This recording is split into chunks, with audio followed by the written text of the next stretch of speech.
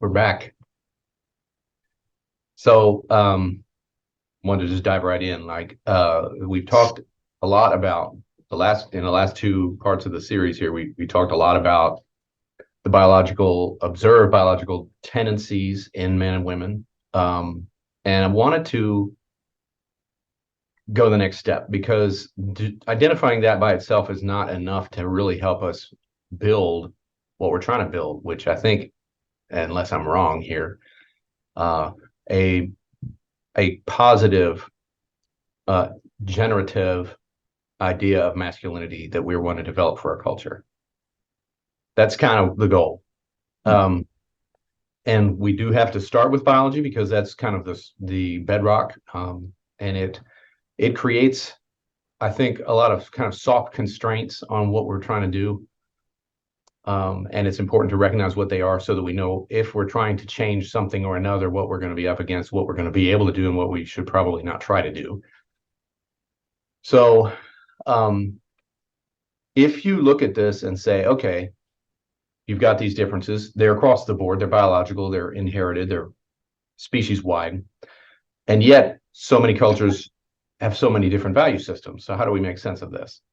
Well, I look at this as a type of example of phenotypic plasticity, in that a culture will develop certain mores and ideals and values based on its needs at the time. And it's not a perfect process either. Sometimes they will adjust it too far in one direction, not far enough in other directions. Okay. But until I get out of the abstract here, you're not going to maybe know what I'm talking about. So I thought I'd use an example I've talked about a couple of times because I think it's really illustrative. And that's the Moriori and the Maui exchange that happened in the middle of the 19th century. Mm-hmm. So just for context here, the ancestor people of both the Maui and the Moriori cultures, which is Southeast Asia, more Australasia, island cultures,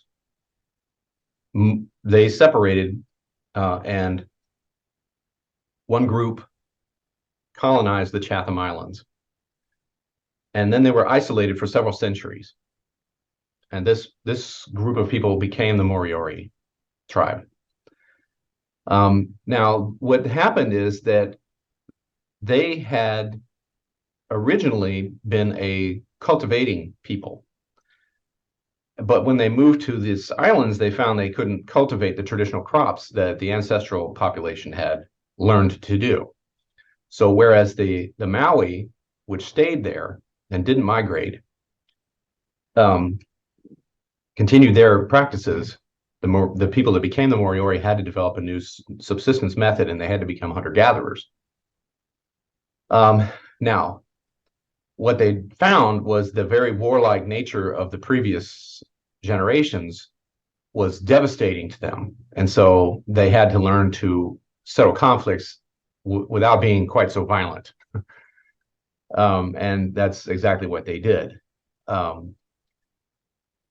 They replaced their traditional war methods with ritual combat and conciliation methods that were developed over several generations.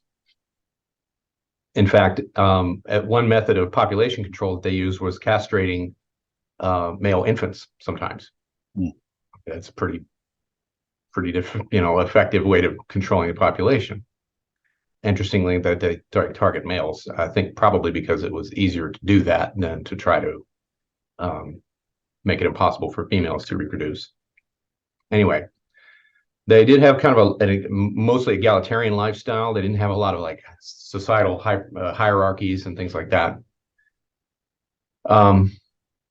And that culture developed for about 300 years. Now they then encountered the Maui again, the descendants, and so subsequent groups of people. And it was through the introduction of Europeans and ships and all that sort of thing sort of stirred up the whole area down there. And when you look at around the mid 1800s, so not mid 19th century, the Maui got a hold of a ship, went there, encountered the Moriori, and this was at that time, what their first encounter was. They showed up and they said, okay, this whole island is ours now. That was the way they did things. They show up, they see a population that's the enemy. Okay, we're just going to take all the stuff you have. That's what they knew. That's how they interacted with people. The Moriori, of course, were like, okay, wait a minute, hold on. So they invoked what they called Nanuku's Law. And Nanuku's Law was something in their own culture that had been developed several generations back. It was attributed to one of the chieftains named Nanuku, who said, no more violent conflict. This is destroying us. We have to settle peacefully. And so they invoked that when the Maui arrived on their shores. The Maui took that to mean, we're getting ready to go to war with you. I'm not sure how that got communicated, but all you got to do is look at history and you can see how that kind of thing can happen all the time. They were looking for it and they were expecting it because that's what they knew. So I'm not trying to label anybody good guy or bad guy here. That is not my place to say that. Nevertheless, they attacked and they just slaughtered them and enslaved them in droves. Okay. So when they were observed as saying, just as an aside, they noticed things about the Moriori. For example, they said they were very reverential, they were very pious. Nevertheless, that wasn't enough to stop them from taking their members and like staking them on the beaches and having them, die a horrible death as a way to show their dominance. And they enslaved them, and it was a rough story all around. It didn't end well for them. If I'm not mistaken, I believe there are still people of Moriori descent. There's not a whole lot of them, and the local governments have restored their right to the Chatham Islands to a degree. Again, that's kind of outside the point of bringing up this example. Anyway, so what do we make of this? Last time we talked about the difference in capacity for and tendency to be violent. And obviously that creates a lot of comment, right? I would imagine. And I've even heard men say when they hear this sort of thing and they look at history, they get very upset about this. Like they might feel guilty. It's like, we're the cause of all the problems in the world, And I just don't think it's that simple. And of course, being a veteran myself, that might skew my vision in the sense that, yeah, you don't want violent people around unless there's other violent people around. And then you need violent people around to protect you from the other violent people, right? They may all be men or mostly men. Yeah, sure. But what else are you going to do, right? So my point is that it just is what it is. This is what we have. Mm-hmm. Okay, so, and here's an example of two cultures, one of which I think amplified that natural inclination, because if they didn't, they would get clobbered and all their stuff taken and enslaved in that context of the mainland. Whereas in the Chatham Islands, same culture, had the same rules going in, but they realized several generations in that they couldn't keep doing that, and they had to change the culture to dampen those tendencies. And in fact, came up with other ways to kind of get the violence out, but not in a way that killed anybody. Right? So here's an example of the way culture interacts with the biology.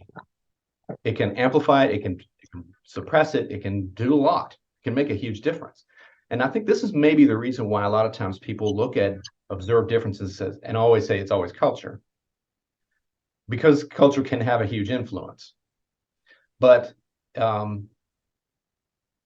it's still, in my opinion, a mistake to pin everything on that, because as soon as you do that, you start to bring in the idea of, well, we can make it whatever way we want. Yeah. And that may not work. And it may be cruel, in fact, to do that.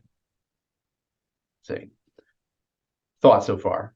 Yeah, no, I agree. Does that make sense? That example makes sense of what I'm, I guess, trying to. Yeah, well, I mean, again, it's the interaction with the environment. It's there is no real separation between the nature out there and the nature in here, and it's how we influence it and how it influences us that we have to really kind of Right. become conscious of. Yeah. And in fact, I think suppressing and amplifying might be the wrong word, really, because the Moriori culture, I mean, if there was no desire at all for reconciliation non-violently, it never would have worked either.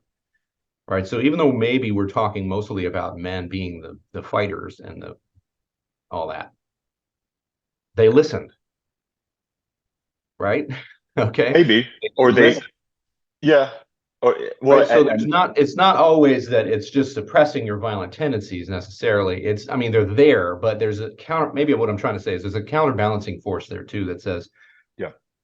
if we keep doing this, we're going to destroy ourselves. And I don't want that either. Yeah, You know what I'm there saying? has to be a gauge of homeostasis. I kind of, Right. instead of that pendulum going one too far, it needs to almost be a dial. Like, oh, we can turn this on if we need to. And I think Mm. the example you're giving is of a culture that probably went too far in a direction, saying, okay, yeah, we're at the brink here. We are way too violent for our own good. We are destroying ourselves. We need to go in the opposite direction. But it Yeah. went so far in the opposite direction that when they were confronted with, you know, again, another culture, another group of people that were just That like, was much more aggressive yeah, and they were just completely cultivated the decimated. violence. Mm-hmm. Yeah. Right. And of course, it's Monday night quarterbacking to say they did it wrong, right? Because there's no way they could have known that, random Europeans would have showed up Mm-hmm. with a ship that they could hijack and then land on their island and wreak havoc. They couldn't have predicted that. Yeah. But I guess what I was getting at is there may be that in terms of the array of things that we inherit as males, one of which may be a higher tendency for violent activity. Isn't there, isn't it possible that there's a counterbalance to that already built in as well Mm. that says only in the right circumstances is it okay for me to be like this? And I think you could argue for that. But I've not heard a whole lot of people get into that side of it. They tend to, it's all black and white, right? All men are all violent, Yeah. they're Yep. all that kind of craziness. Rather than look at it more rationally and say, but the tendency to not to just want to run amok and destroy wantonly is also in there too. And it's about balance. Yeah. And the brains Yeah. are huge. So there's a lot going on, right? So there's stuff in there to Yeah. counterbalance. So the people of that culture, the Moriori culture, it was manly for them not to rip each other to pieces, right? But to be disciplined about it. If you were going to have a dispute, it was going to be a nonviolent dispute. And that's how they expressed that Mm. because that was what was best. It was deemed what was best. It didn't turn out that way in the long run, because of random stuff that happened. Right, people showed up that were super aggressive and they didn't understand Anuku's law or didn't want to, and they were operating under their own set of values that they inherited themselves. Mm. Just more fight or lose all your stuff. Mm-hmm. At the simple level. So that's one example. And another one is the Anglo-Saxons of the world of Beowulf, which I dove into a little bit when we were talking about the poem. With them, nonviolent solutions to problems was there as well in the Weregild system. They didn't have an executive branch, so you couldn't call the police if Olaf stole your cow, right? And Sven got ticked off about that and went over there and killed Olaf and took the cow back. All right. So the way to settle that was either endless cycles of revenge or weregild Mm.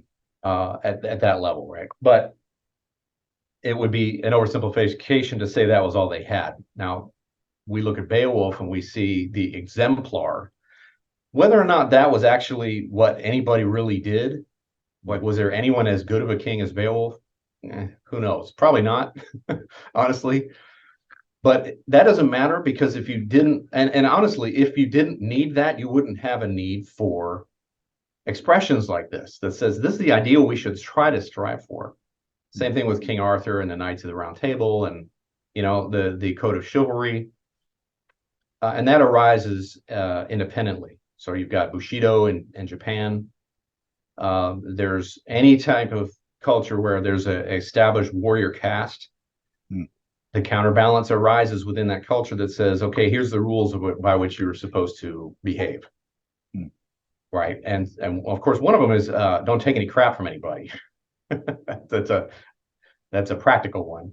But they also most often have rules for this is how you're supposed to be courteous towards women. You're supposed to not rape and pillage and plunder, Yeah. you know, running amok and all that sort of thing. And this is expressed throughout history. And of course, people can look at that and go, yeah, but if you look at the actual behavior, they didn't match that. Well, no kidding. Right? Welcome to Homo sapiens. Right? That's not the point. The point is that there was an ideal that was supposed to be striven towards. Isn't that interesting? Because if we were just purely, wanton creatures and running amok, then there would be no need for anybody to even bring that up and say, maybe we shouldn't behave like that. Okay. But getting back to the point is when you look at Beowulf, you had the ideal of the good king and the peace weaver as well for the queens. And isn't it interesting that they both seem to align well with those biological predispositions that tend to be within the genders? I don't think that's a mistake, obviously. Yeah. But there's an exception when it comes to the violence. In that culture, there were things called wetters. You know what that is?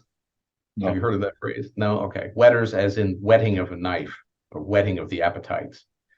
And so a woman who was basically on their significant other saying, you need to get out there and get revenge for this. You need to go take care of things, right? That was what was known as a wetter.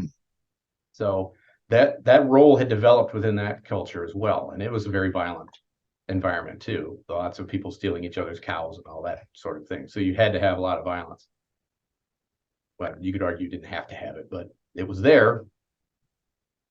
Yeah. So what does all this mean then for us? What I think it means, briefly, and then I really want to hear your thoughts on this, is that we have to look at the current context. We have to look at it not pretending like the inherent differences don't exist, but also asking ourselves, okay, there they are. What do we want to do with them? Do we want to suppress them? Do we want to amplify them? And all of this then being towards the goal of what should we view as a healthy sort of masculinity to strive towards? So what do you think?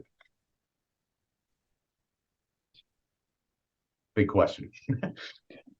I'm sure the Britons and the Celts had a very unique perspective of the Anglo-Saxons, right? Yeah. And I think that it is inherent in man to. I don't think we're just these kind of hulking berserk, creatures that want to destroy everything. And as you were talking, something came to my mind is just saying, well, what exactly is wrong with men today? What is wrong with men today? What is wrong with the kind of collective ideas around what it means to be a man? What is wrong with men interacting with themselves and other men and women in particular? And I don't necessarily think it's an issue with violence. I don't see that being the case. I don't think men are, especially just everyday men, I don't think they're violent. I think they're very much I see the issue being kind of not the opposite, not that they are kind of lacking in engagement with the feeling of aggression, but that aggression being sublimating into other things, but not having an especially fulfilling outlet to kind of express their own institution in the world.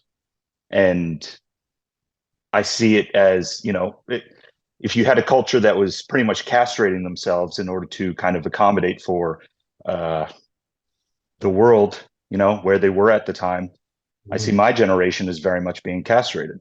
And I know that's very suggestive. But well, yeah, that's a good question. I mean, I have seen papers talking about the lowering of testosterone levels, like on average, Yeah. in the population, and of course, there's all kinds of bepuzzlement over that. Hmm. And I, I don't know what that means, honestly. Um, and again, is this a multi-generational response? We can't rule that out. An epigenetic response, multi-generational, in other words, that can allow for that sort of thing when the genome detects that we're in an environment that doesn't require high levels of testosterone. And so it might be okay, and I don't know, it may not be. It may be that that's a problem.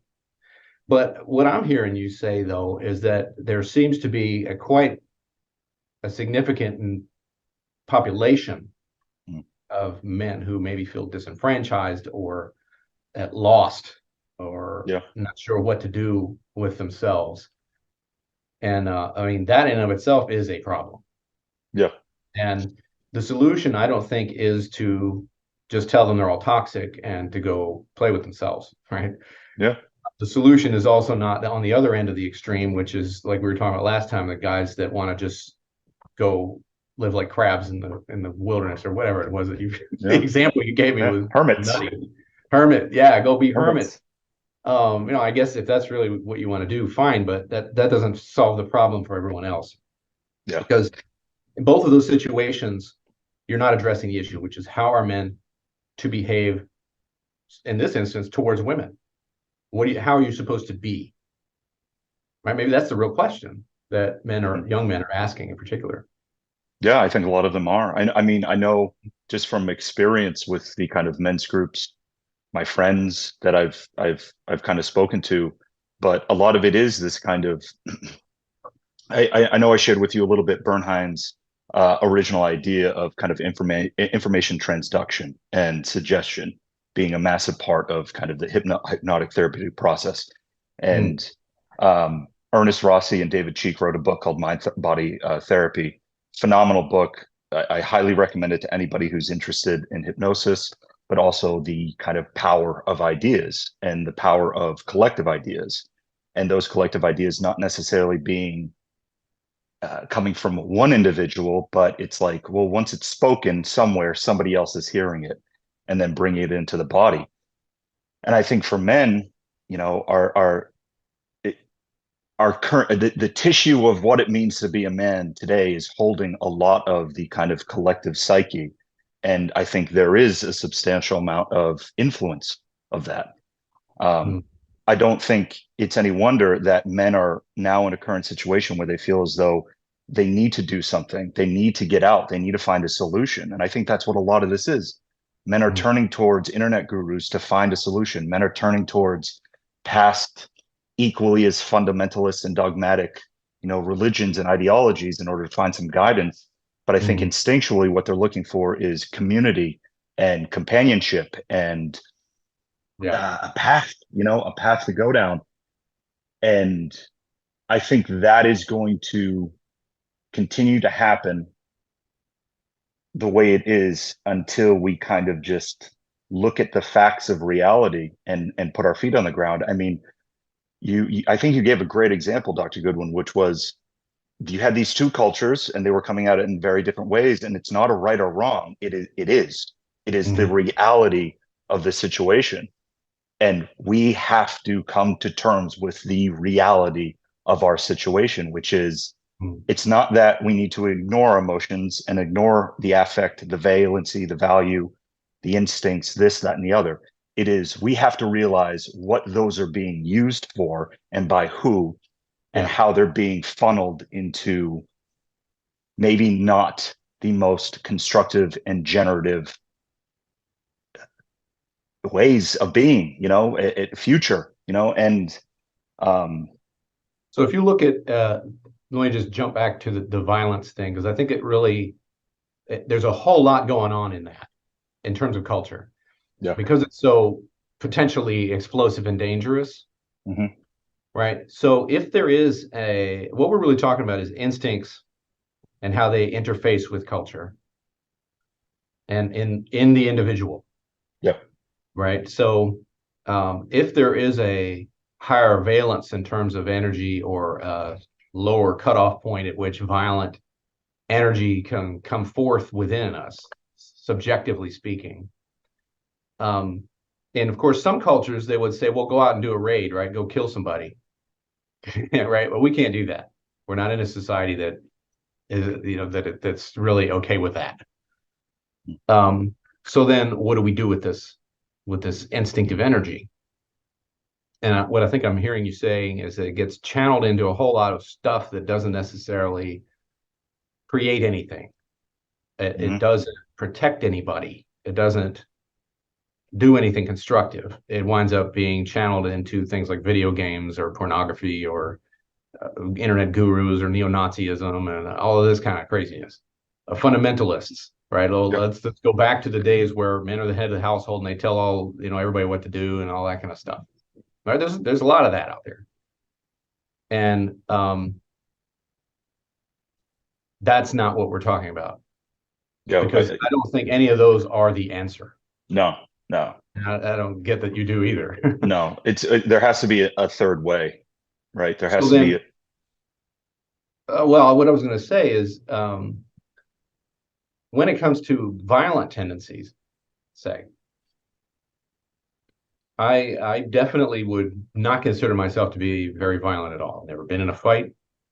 I've trained in martial arts for a long time, though, and that is definitely I think constructive use of that kind of energy.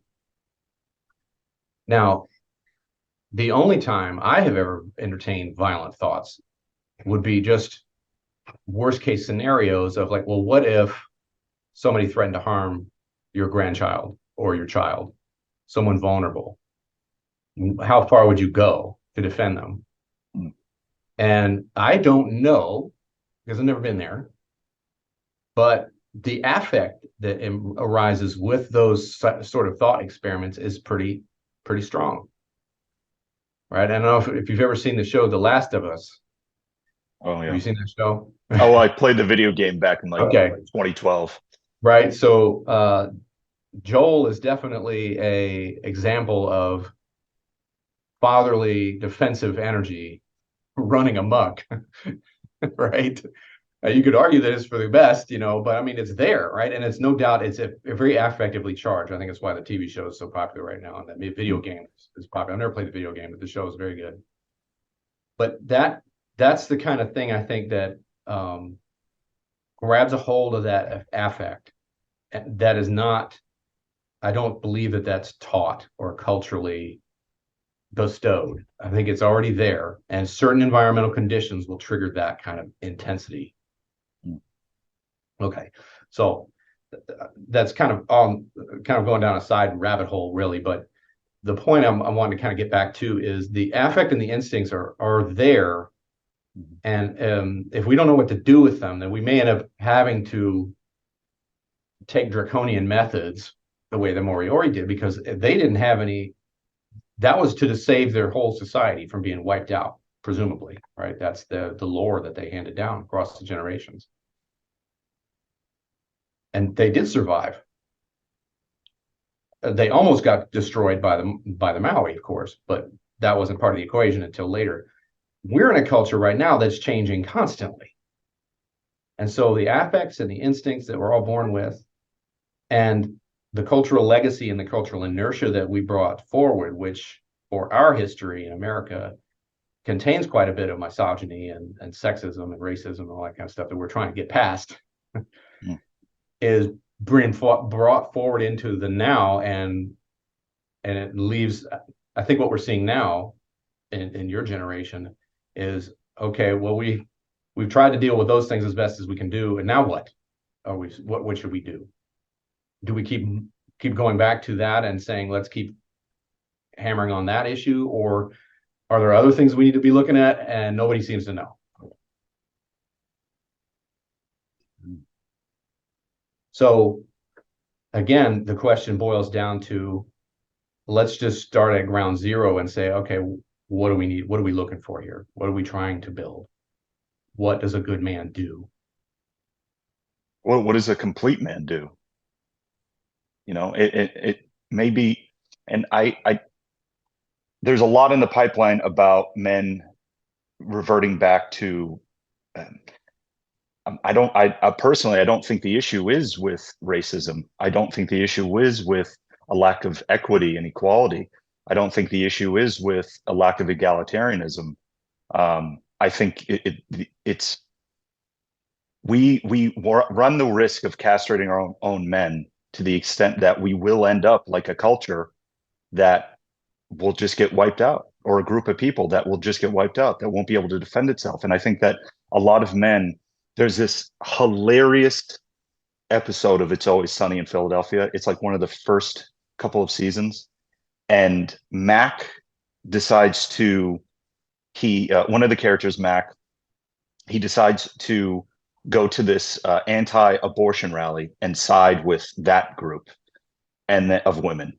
And then there's another character, Dennis, who decides to hop on with the pro-abortion women. And both of them are just ping-ponging between these two groups in order to try to, for lack of a better, phrase, get laid. Like that's what they're doing. And Right. by the end of it, like Dennis is literally climbing over a friend's fence to go to the other group, and he's just getting pelted with eggs, right? Mac, and it is funny, but there is a test for men right now. There is very much a test for men right now. And I think it directly involves how we interact with women. I think it directly involves in how our own masculinity and our own ability as men to channel those healthy generative instincts. Instead of ping-ponging back and forth, I think we need to choose a third way.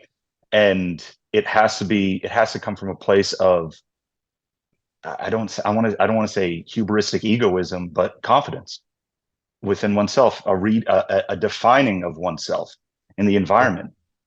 I'm not worried about like, I know there are guys out there that are probably going into these really extreme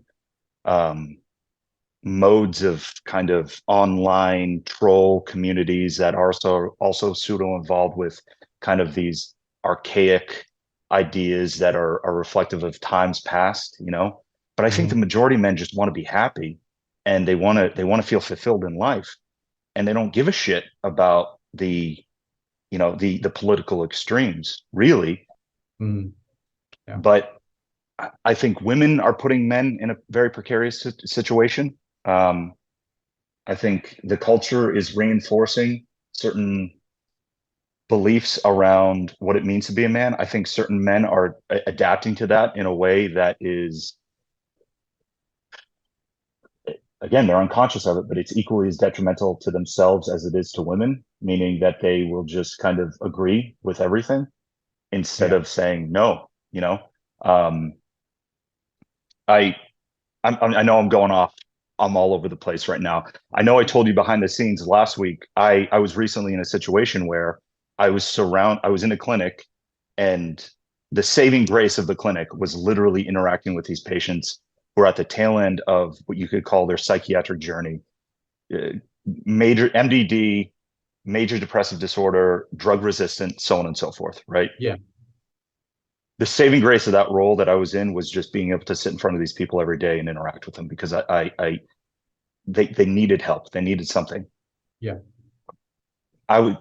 85% of the patients that were walking through the door were men. 100% of the staff that were at this clinic were so anti-men that I couldn't stay in the role. It was impossible for me to stay there. At one point, they were talking about the suicide rates being higher in the male population being a good thing. They were talking about the ideas in the culture right now that are kind of hitting these nodal points of the West all over the place, really being good, that men could potentially be dying off in droves, and that women don't need men, and this, that, and the other. And I'm thinking to myself, okay, this is a psychiatrist, a nurse practitioner, a TMS technician, a ketamine therapist, a counselor, a social worker. I'm surrounded by all these people, some of them men, by the way.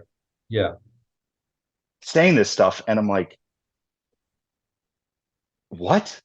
Where are we? Where our Where's the Hippocratic Oath? Where are we when we're in a situation that are those that are supposedly called to help are Yeah. treating men like this and believe this? Like, how can you treat someone when you believe that they should be dead? Yeah.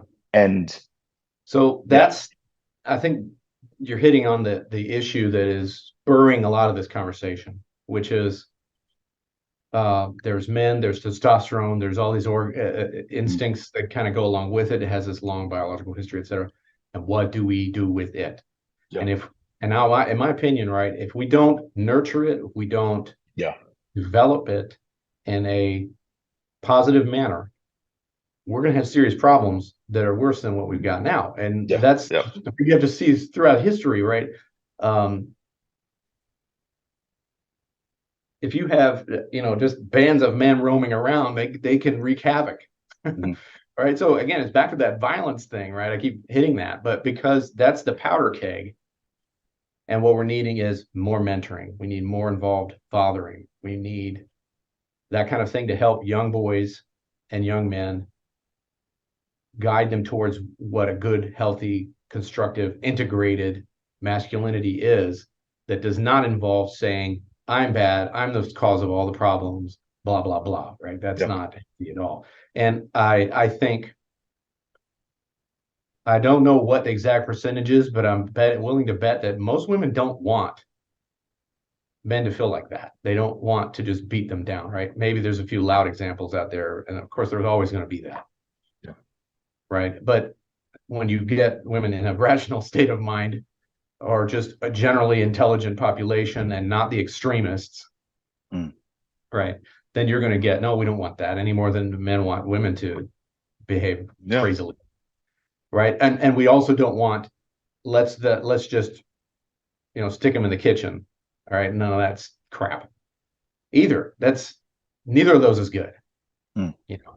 But focusing on the men, um, it sounds like maybe what you're asking society to look at is there a way that we can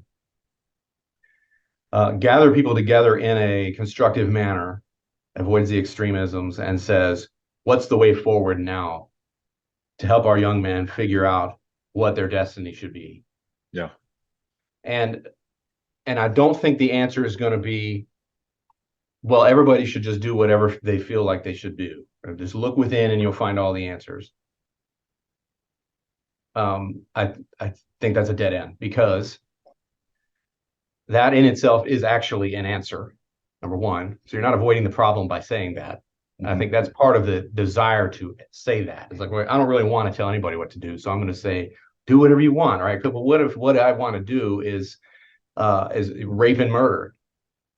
Well, I'm just yeah, following my inner, guru, right? No, no, that's not right. So in fact, there is rules. There are rules that we need to figure out what they are, yeah, you know? And I think maybe that's kind of what people are looking for. And what I maybe am hearing, and you correct me if I'm wrong here, is how do I interact with women in a way that is not abusive or misogynistic, but also doesn't sacrifice my own integrity or my boundaries or my values? yeah, Okay. yeah, And I'm sure women are asking themselves the same thing, you know. But not being a woman myself, I wouldn't know that to the degree that I know the other side of it. yeah. Yeah, I mean, I think you're right, and I'm sure you can tell, and whoever's watching this can tell. It's a very heated subject Yeah. for me as being a 32-year-old man. I mean, It's been that way for a long time for yeah, many people, males and females. You know, very intelligent women that I've discussed these things with say that they see the problem too, especially mothers of sons, yeah, especially women educators, especially women who are tired of running into all of these schlubs, right, that are either assholes or, just totally lost, yeah. right, and children, right? There's Well, all that. I find a lot of men now running into. Again, I don't. The problem I think there is this kind of need to kind of uh, uh, where men are experiencing the superiority complex collectively, from my observation, especially men within my generation.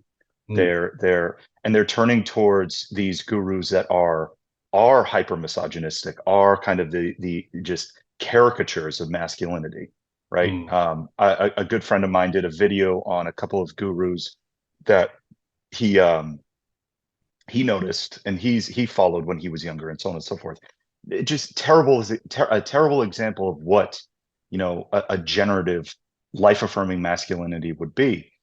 And don't get me wrong, I don't think, I think some of these gurus very much go into it knowing that they're just kind of trying to really accumulate the resources for themselves. They're saying controversial stuff that mm. really isn't going to help anybody, but they're doing it for their Clickbait. own kind of, yeah, exactly. I do think some of them are unconscious of maybe their own stuff, and it they do there is a part of them that wants to help, right? But it's not. But in regards to how men, from what I've heard, and honestly from what I've experienced in terms of, being single and wanting a relationship and wanting to create something with a woman in the world, I have experienced, and I know many guys can relate to this, that you are coming up against a a very inflated, um you can come up against a very inflated woman who is just not necessarily willing to see, or not conscious of her own kind of power dynamics in the relationship. Mm, And I think as much as men need to realize that, women need to realize it too. of course. There's But there's yeah, no gender disparity in terms of vulnerability to narcissistic inflation. yeah, yeah, It yes, comes out in different ways, but it's it does. it's just different flavors. Right. Yeah. Yeah. You're right. You're right. But And I when do it think you're comes right. to, well, and when it comes to like manipulation in toxic relationships, whereas men tend to do intimidation tactics to and be overbearing and suggestive of possible violence or physical aggression, and that works. When you see it the other way around, when the woman is the one who's manipulating, she does it using her strengths, which tends to be things like the higher capacity for empathy, which has a dark side to it, Mhm. and verbal reasoning and language skills and all that kind of get somebody tangled up inside their own head. But neither of those is acceptable on any Yeah. level. It's just not okay to be doing that to somebody else. Yeah. So maybe that's kind of the thing to look at is, just simple thought experiments.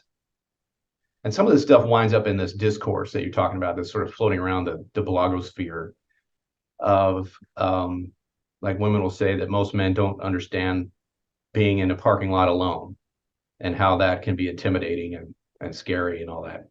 And I just look at that and I go, okay, yeah, yeah. In fact, and what's behind that? The biological stuff we've been talking about, right? So the higher sensitivity to fear and the higher tendency toward possible aggression. If you've got a lone person walking around in the dark parking lot and it's a male, well, the odds are a little bit better if it's a male that they might be aggressive Yeah. than if it's a female, right? That's just statistics. So then, as a male, right, I think about that, and I think if I happen to be in a parking lot and there's a woman there, they don't know me from the man in the moon, then it is respectful and generative and positive for me to act and behave in such a manner that is non-threatening, to honor their feelings and potential fear that I Mm-hmm. might cause. See, but that doesn't mean I have to take anything away from me. Mm-hmm. It's not. Yeah. Right. So so the recognition of that is really just about, from the woman's point of view, saying that this is a fear, this is the thing most women have to deal with. Okay, all right, I can listen to that. Yeah. I don't know what that feels like to the degree that they do, but that's okay. Yeah. I can listen. But if I feel that I'm being taken down as a result, well, you're a man, you're just going to be more violent. Not, no, that's not the case. Yeah. through that. Right? Yeah. Right. So it's not a zero, they're behaving as though it's a zero-sum game in this interaction, right? In this dance, as it were, between the sexes. Yeah. And it does not have to be. But that's only one piece of this whole conversation, but I think it gets completely lost in all these abstractions. Well, all women are this way and all men are that way. You hear so much of that, and it gets people very stirred up very quickly. Yeah. When at the heart of the matter is still, again, what makes the person click on those kinds of things? They're looking for something. They're looking for guidance. And if they didn't get it from their culture, they didn't get it from a mentor as a young man, say, that's what they look for. Or their parents. Or the parents, right? And that's right, a father. And of course, what we do know that there are more absent fathers now than there were before in previous generations. And that's a serious problem because children need fathers. Yeah. Period. Full stop. To develop in a healthy manner. Now, it doesn't mean that women can't fulfill that role if they have to. It depends on how much effort they put into it, right? Just like a father can be a mothering figure as well, of course. But it's all about, like, yes, one person can do it all, right? But what's the cost of that? Right. That's a different question. So we don't need to, that's a distraction from the essential point, which is the children need fathers.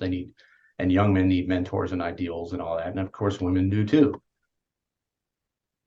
And so without that, I think maybe what you're talking about is that in the general culture, right, the mass media, the huge swath of information out there, there's precious little of that available. And in the disintegrated and disconnected and society that we have, they look to the internet for that stuff because they don't have real physical people in their life to do it. That's a problem, right? Yeah. And community is the answer to that, which you just mentioned. Yeah. Okay, so I just threw a ton of stuff. I agree. No, I agree. No, but I think you're right. Like, I think that's a really good example of, instead of disemboweling yourself every time you're confronted with these generalizations, these collective,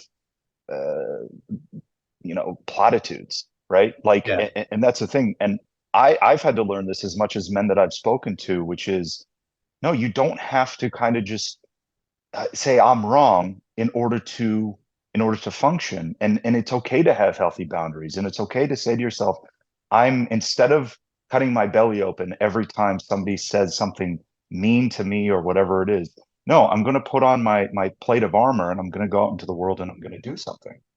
Well, if you look across culturally at the types of things that fathers tend to do with their children, and as opposed to mothers, there are some general patterns that you can see emerge. And that, generally speaking, what mothers tend to do is provide a sense of self-worth. They tend to be very, much more on the nurturing side. Whereas what fathers tend to do is encourage resilience and acknowledgement of the rules and the boundaries and the disciplines. Okay, so in other words, if you're looking at a random parent with a child who is scared to slide down the slide, the parent that's going more often than not be the one that says, hey, you can do this. Come on, you got this. You can do this, is going to be the fathers typically. Mm-hmm. Yeah. So kind of getting back to that, that's where a lot of this starts. Yeah. Is in parenting, right? And as again, the biology says, Homo sapiens is a species in which the fathers participate in the raising of the infants, as opposed to plenty of other species that don't. Why? Well, it's functional. That's why. It works. All right. So we ignore that at our peril. Is it possible? Is it required for a father to be present for the child to survive? It's possible. But there's countless studies that show that father absence is unhealthy along a number of different measurements, behaviorally and health-wise, and just all sorts of different outcomes are worse when there's no fathering figure around. So the genome is expecting one to be there. It doesn't necessarily have to be the physical, biological father, but it needs to be someone who fills that role. It's the archetype. And when that happens, the genome grabs onto it and the affect in both sides, right? Because you're not a father, are you? No, not yet. No. Okay. All right. Well, once you become one, you'll know what I'm talking about. But the affect kicks you in the butt, right? Yeah, It just yeah, grabs a hold of you, and you're like, nobody's touching my baby, yeah, right? This is the kill zone right here, right? Baby's here, protected from everything, right? That's the kind of affect you get out of this. yeah. Very strong Right. towards mom and the child. I have no doubt that that's fully biological, right? That's Yeah. sure, we talk about that and we nurture that. We be a good father and be protective and all that. And it, of course, can go overboard.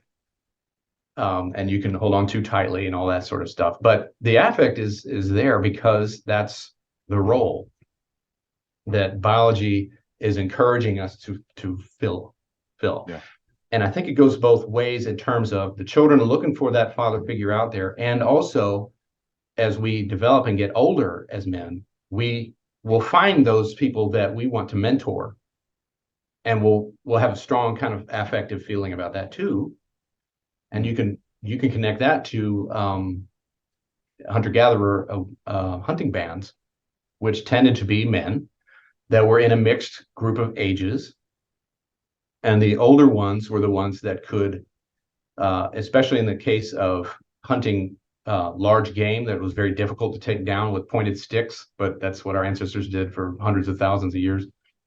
The older ones knew where to find them and how to track them and all that kind of thing, but they weren't quite as strong as the younger men who could go down there and throw the spear or whatever. So I think that environment, which was there for so many thousands and thousands and thousands of years, encouraged those type of archetypal affective elements to develop and find their way into the genome, so that the older men would be like, okay, I'm going to take you under my wing and show you how to be the hunter, etc. Well, that's still there in our Yeah. modern society. It's still there. Only we don't, hunt mammoths, right? But the guidance, the desire for guidance, the desire to guide, is all there. So back to your observation about the gurus, that's what's behind that, I think. These young men are looking for that mentor figure. And the mentors themselves, the gurus, those that aren't just doing it to be jerks and make money at it, genuinely, I think, feel like they're doing something good. Yeah.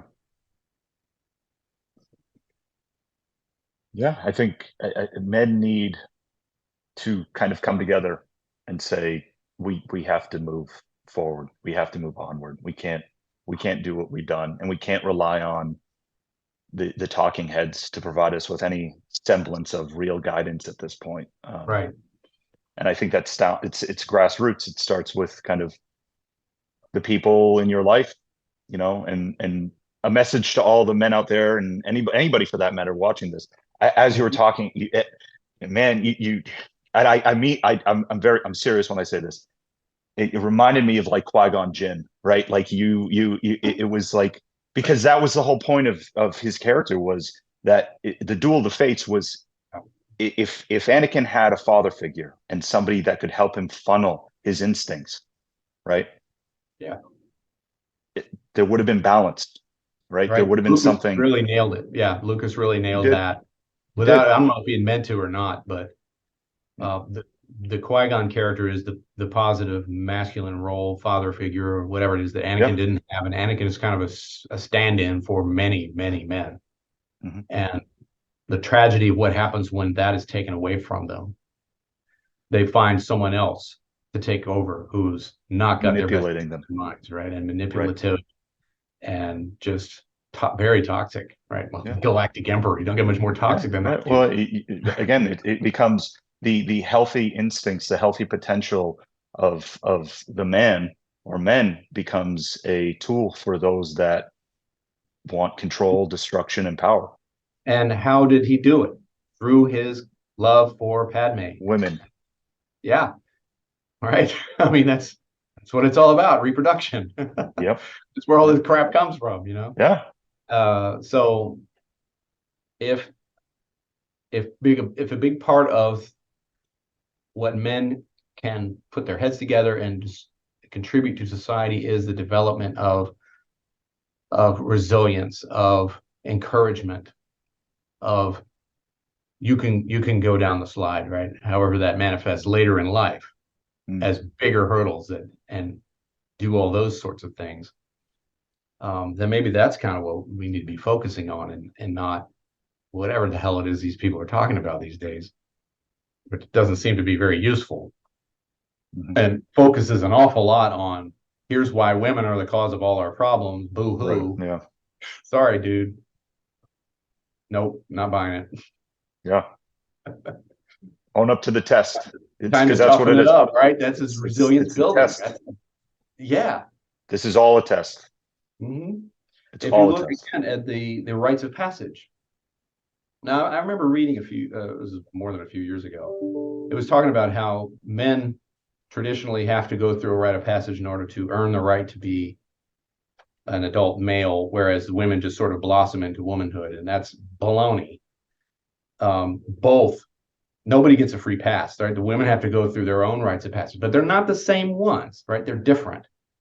They're different, and the male ones tend to be tests of resilience, very commonly, of physical resilience too. I think the women endure tests of emotional resilience, but that's a different conversation. But they're there, right? They're always there, and these are these other cultures' ways of developing masculinity and femininity within their culture that they have found as solutions. Our culture is modern, it's constantly changing, it's ultra complicated, probably overly complicated. And that might be why we're having so much trouble getting this nailed down. Exactly. Yeah. The big part of it. So I think it's really useful to look at the cross-culturally and see how did other cultures solve this problem? And it ranges on one end of the spectrum where it's hyper violent all the way to the castration. And what's the answer, right? That's what we're still working on. We'll end it on that. Yeah, I like that. Yeah. All right, gang. All right, guys. Well, See you thank you, next Dr. time. G. Until next time. Bye. All right.